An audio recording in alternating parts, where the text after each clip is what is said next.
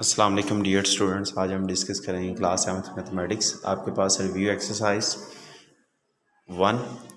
Next हम आज discuss करेंगे क्वेश्चन नंबर 8 को। तो आपके पास क्वेश्चन नंबर 8 है, draw the Venn diagram to show the relation between sets.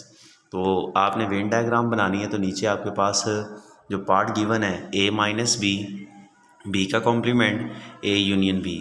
तो आज हम इसके पार्ट्स को डिस्कस करेंगे। तो पहला पार्ट है a माइनस बी। तो जब हम a माइनस बी करते हैं तो आपको पता ही है, तो आपके पास a का एलिमेंट्स रह जाते हैं, जबकि b के कॉम्प्लीमेंट में आप u माइनस बी करते हैं तो u के जितने भी एलिमेंट्स हैं वो रह जाते हैं, हम उससे शेड करते हैं।